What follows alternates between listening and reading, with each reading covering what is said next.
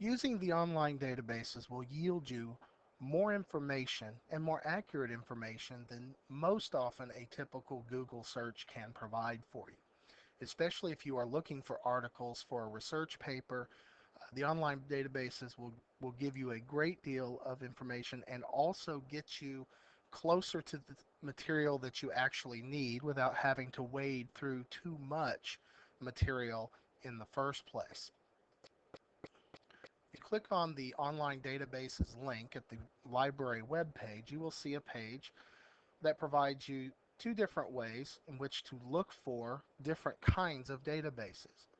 For example, you can look through by what course you happen to be taking. You can also look through by what subject you are looking for. So, for example, if you were doing something for a literature class, you can click on that, click Go, and you will get a list of several different databases that are very specific to the study of literature. Many students don't need something as specific. They only need something that is fairly general, that it lists articles that are published in major newspapers and mainstream magazines and the like. So I'm going to show you how to use this by using Academic Search Complete. Most of the databases work in a similar fashion, although they may work slightly differently. But let's look at the online database there. If you are logging in from home, you may be asked to provide your login name and your ID. Once you've done that, you should be directed directly to the database. Now, it works very much like a typical search engine, but we can narrow our focus a good deal.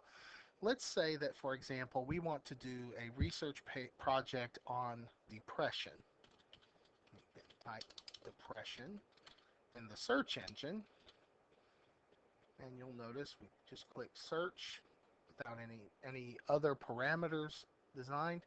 And if you look real closely, you see we have over 400,000 results. Well, that's probably not going to help us very much because we're not willing to read 400,000 articles in order to get towards writing our paper. And that's not necessarily going to help us. But we can narrow the focus a good deal. Generally, you do want to check full text. It helps sometimes to do scholarly or peer-reviewed journals, but sometimes that's not really necessary. One of the best ways to narrow the focus is to move the date to something much closer to what we have looked for, a topic like depression. Much has been published in the last, say, 10 years. So let's say we're going to narrow our focus from 2002 to 2012. We would like our sources to come from academic journals and magazines and newspapers, but we're not going to use books or book reviews. So we can update that.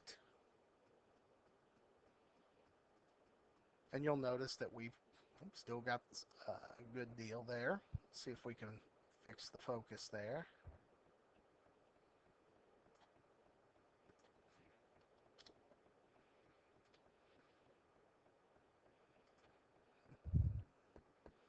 All right. Narrowed the number. That's still 200 and almost 300,000. So that doesn't help us nearly as much. So what we need to do is probably narrow our subject to something else. Uh, Say we want to deal with treatment.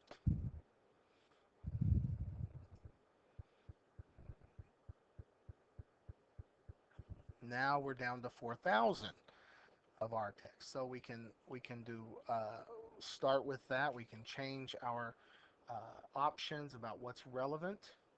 Say what's most relevant or what's most recently published. We can also do an advanced search, which will probably narrow down our focus a good deal more. Let's say we want to discuss depression and treatment, and we also want to focus specifically on adolescents.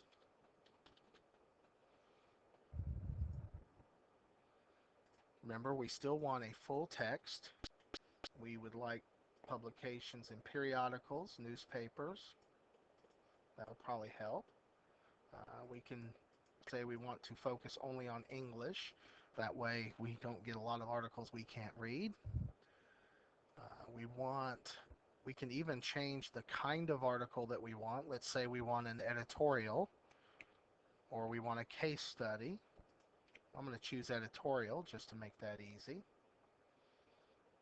And we want to focus our year again down to the last 10 years.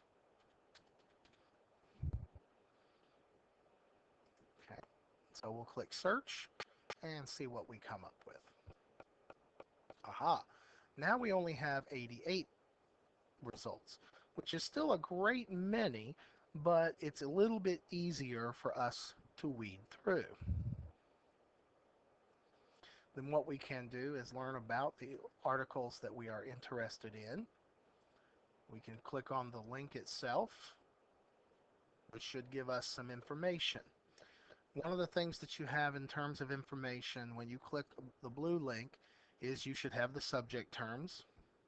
You should also have what is called an abstract. An abstract is a short summary of the article. It talks about the article's main ideas. Now, in a paper, uh, you would never quote from an abstract, but you can read an abstract to determine whether the article itself could be useful to you. If you read it and realize, well, it's not on your topic, you don't have to worry about it. You can go on to another article. I'm going to go back and let's say that we would like to read it. You can click on the full text of the article itself, open it up and read it on the screen. Okay. Now, let's say that this is an article that you've chosen that you want to use for your paper or you feel like it might be useful to you. You can do a number of things. You can oftentimes save the article uh, to your flash drive or to your computer by clicking this link. Save a copy, give it a name,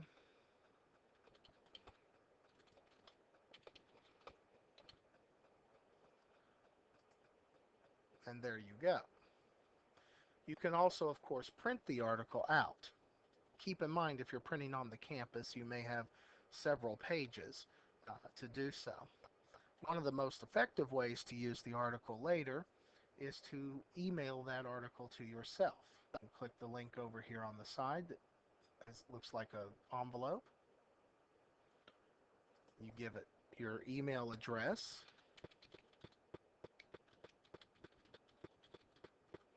You can give a subject.